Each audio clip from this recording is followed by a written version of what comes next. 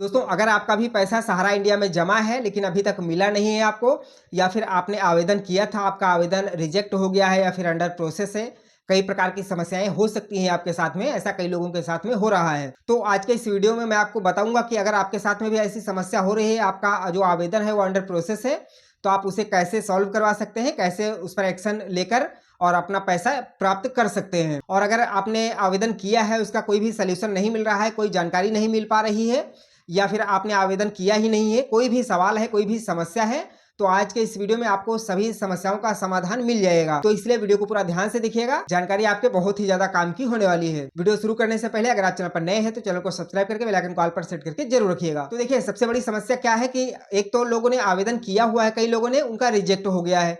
दूसरी बात कि कुछ लोगों ने दोबारा से आवेदन किया है तो उनका अंडर प्रोसेस में चल रहा है, कुछ लोगों का रिजेक्ट भी हो गया है दोबारा में भी। तो यहाँ पर कुछ बातों को विशेष ध्यान रखने की जरूरत है। अगर उन बातों को आप ध्यान में रखते हुए अपना आवेदन करते हैं या फिर आपका अंडर प्रोसेस है, तो वहां पर आप क्या करेंगे, वो सारी चीज़ों के बारे में डिटेल में बताने जा रहा हूं।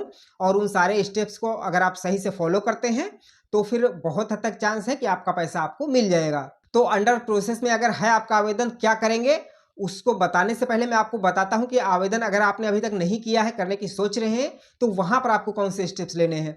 तो देखिए, अगर आपने पहली बार आवेदन कर दिया है, जो कि अधिकतर लोगों ने कर ही दिया होगा, बहुत कम चांस है कि कोई बाकी हो, क्योंकि लगभग हर किसी ने पहली बार में आवेदन कर दिया है और अधिकतर लोगों का रिजेक्ट भी हो गया है। जी हाँ, अब वहां पर जब रिजेक्ट हुआ तो उसके लिए दोबारा नया पोर्टल जारी किया गया था, रीसबमिशन पोर्टल।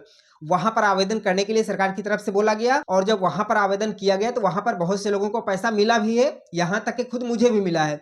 लेकिन हाँ, आप डायरेक्ट जाके आवेदन कर देंगे तो फिर से आपका रिजेक्ट हो जाएगा, आपको पैसा नहीं मिलेगा। आपको अगर पैसा लेना है तो सबसे पहले आपको पहले आवेदन में ये देखना पड़ेगा कि वहां पर समस्या क्या दिखा रहा है, किस वजह से रिजेक्ट हुआ है। हालांकि कारण आपको दूसरे वाले पोर्टल पर भी देखने को मिल जाएगा, तो आप वहां से भी देख सकते हैं, लेकिन वो आपको देखना पड़ेगा। कैसे देखेंगे ये, हालांकि इस वीडियो में तो मैं आपको नहीं बता सकता क्योंकि वीडियो ज़्यादा बड़ा हो जाएगा।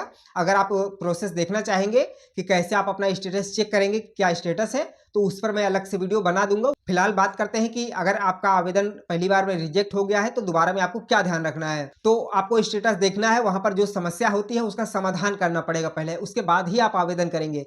अब बात आती है कि समाधान होगा कैसे। कई लोगों का डेट ऑफ बर्थ गलत है, कुछ लोगों का नाम गलत है, कुछ लोगों का बॉन्ड में प्रॉब्लम है कि जैसे किसी दूसरे कंपनी का है, या फिर कई लोगों का इस वजह से रिजेक्ट हो रहा था कि वहां पर लिख के आ रहा था कि आपका जो बॉन्ड है वो हमारे पास है ही नहीं, आप इसके सदस्य ही नहीं है। इस प्रकार से भी बहुत लोगों का रिजेक्ट हुआ है। तो अगर रिजेक्ट होने के इस प्रकार के कारण है तो पहले आपको इसका समाधान करना पड़ेगा।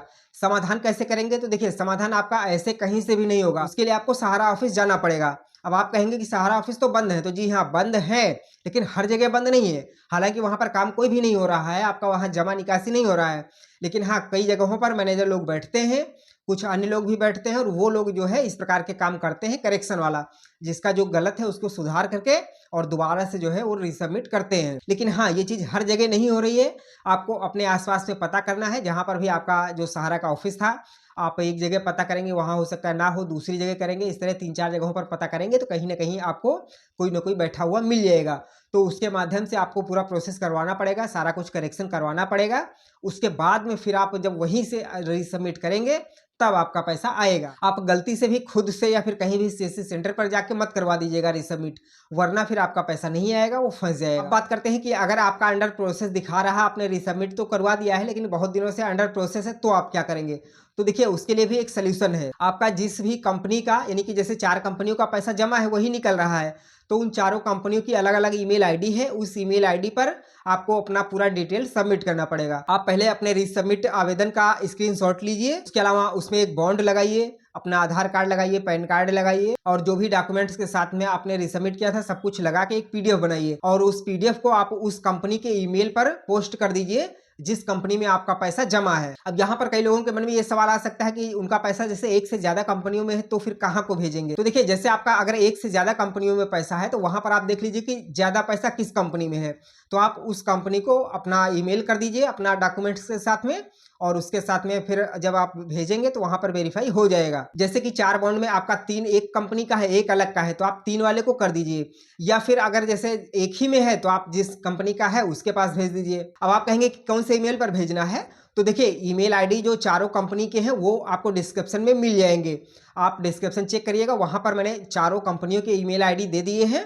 आप उन ईमेल आईडी पर अपना सारा डॉक्यूमेंट्स को जिस प्रकार से मैंने बताया है आप पीडीएफ बनाकर वहाँ पर सेंड कर दीजिए, और उसके बाद में फिर आप थोड़े थोड़े दिनों पर स्टेटस चेक करते रहिए। आपका वहाँ से अप्रूव हो जाएगा, जो पेंडिंग है अंडर प्रोसेस है वो हट जाएगा और उस पर आगे प्रक्रिया चालू हो जाएगी। उसके बाद में कुछ दिनों में आपका पैसा आपके खाते में आ जाएगा। अब हो सकता है कई लोगों को इस चीज़ को समस्या आए करने में, या फिर रीसबमिट करने में कोई समस्या हो रही है, या फिर उनके आसपास में अगर कोई नहीं मिल रहा है रीसबमिट करने वाला, या फिर आप अपना डॉक्यूमेंट ही नहीं भेज पा रहे हैं, ईमेल नहीं कर पा रहे हैं, तो अगर ऐसी कोई भी समस्या हो रही है, आप रीसबमिट नहीं करवा पा रहे हैं, कोई नहीं मिल रहा है आपको, तो उसका भी सलूशन मैं आपको बता रहा हूँ। आपको डिस्क्रिप्शन में ही एक और ईमेल आईडी मिल जाएगी। चारों कंपनियों की तो ईमेल आईडी है, उसमें आप डायरेक्ट कंपनी को भेजेंगे, लेकिन अगर आपको रीसबमिट करने में या फिर जो प्रोसेस मैंने बताया है उसको करने में समस्या आ रही है, तो एक दूसरा ईमेल आईडी मैंने नीचे दिया हुआ है, हेल्प एंड सपोर्ट के नाम से एक ईमेल आईडी आपको मिल जाएगी। आप उस ईमेल आईडी पर संपर्क कर सकते हैं। वहां पर आपको बहुत ज़्यादा डिटेल पहले देने की जरूरत नहीं है, आप वहां पर मैसेज करिए, ईमेल करिए, वहां पर अपना नाम बताइए, अपनी समस्या बताइए, और उसके बाद में आप अपना फ़ोन नंबर भी वहां पर दे सकते हैं। और अगर आपकी कोई समस्या उस प्रकार की होती है तो आपको सामने से कॉल बैक भी किया जा सकता है, या फिर आप उनसे नंबर मांगेंगे तो आपको नंबर भी वहां पर प्रोवाइड करवा दिया जाएगा। उसके बाद में आप उनसे कांटेक्ट करके बात करके और वहां पर आप सारा प्रोसेस करवा सकते हैं। और जिसका भी ईमेल आईडी है वो मेरे मित्र हैं, काफ़ी अच्छे मित्र हैं। मेरा भी पैसा उन्होंने निकलवाया था, क्योंकि मेरा भी कुछ पैसा वहां पर सहारा इंडिया में फंसा हुआ था, तो मेरा भी पैसा निकल गया है, उन्होंने ही निकलवाया है। तो इसलिए मैं वो ईमेल आईडी दे रहा हूं। अगर आपको कोई समस्या होती है रीसबमिट करने में या फिर कोई भी जानकारी आपको लेनी है, तो आप जो हेल्प एंड सपोर्ट के नाम से ईमेल आईडी मिलेगा उस पर आप संपर्क कर सकते हैं। उन भाई का नाम है धीरज। आप जब उनसे संपर्क करेंगे तो उनका नाम भी पूछ सकते हैं। उनसे आपको संपर्क करना है, अपनी समस्या बतानी है। आप ईमेल पर भी बता सकते हैं, नंबर भी आप अपना भी दे सकते हैं, उनका भी मांग सकते हैं। उसके बाद में आगे का जो भी स्टेप होगा वो आपको वहीं पर बताया जाएगा, और उस प्रकार से आप सारा प्रोसेस कर सकते हैं और आपको आपका पैसा मिल जाएगा। हाँ, यहाँ पर एक चीज आपको विशेष ध्यान रखनी है कि किसी भी ईमेल आईडी को आपको कमेंट से नहीं लेना है, क्योंकि ऐसी जानकारियां जहां पर भी दी जाती हैं वहां पर कई प्रकार के जो फ्रॉड लोग होते हैं, गलत लोग होते हैं, वो कमेंट में अपना ईमेल आईडी देने लगते हैं कि आप मुझसे संपर्क करिए, मैं आपका पैसा निकलवा दूंगा। तो कमेंट में दी गई किसी भी ईमेल आईडी पर आप बिल्कुल भी संपर्क मत करिएगा। वहां पर आपके साथ में धोखा हो सकता है, कोई भी आपके साथ में धोखा कर सकता है। तो इसलिए आपको जो भी ईमेल आईडी लेनी है वो आप डिस्क्रिप्शन से ही लीजिएगा। इस चीज का आपको विशेष ध्यान रखना है। डिस्क्रिप्शन में जो भी ईमेल आईडी, जो भी डिटेल दे रहा हूं वो खुद मैं दे रहा हूं, लेकिन कमेंट कोई भी कर सकता है। कमेंट में कोई भी अपनी ईमेल आईडी दे सकता है और वहां से फिर आपके साथ में फ्रॉड हो सकता है। तो विशेष जोर देकर मैं कह रहा हूं कि इस चीज का आपको ध्यान रखना है कि आपको जो भी डिटेल लेनी है वो आपको डिस्क्रिप्शन से ही लेनी है। आपका भी पैसा अगर सहारा इंडिया में जमा है, नहीं मिला है, तो आप कमेंट में जरूर बताइएगा। और जो प्रोसेस मैंने बताए हैं, जो स्टेप्स मैंने बताए हैं, उनको आप फॉलो करके अपना पैसा आसानी से प्राप्त कर सकते हैं। जानकारी पसंद आई हो तो वीडियो को लाइक जरूर करिएगा, और हाँ, दोस्तों में अधिक से अधिक शेयर भी जरूर करिएगा, क्योंकि कई लोगों का पैसा फंसा हुआ है, काफ़ी लोग इस चीज़ से परेशान हैं। तो कुछ लोगों को भी अगर इस वीडियो से सहायता मिलती है तो मेरे लिए खुशी की बात होगी। कोई और सवाल है तो आप कमेंट में भी पूछ सकते हैं, उसकी भी जानकारी आपको दी जाएगी। चलिए मिलते हैं नई जानकारी के साथ में, तब तक के लिए जय हिंद।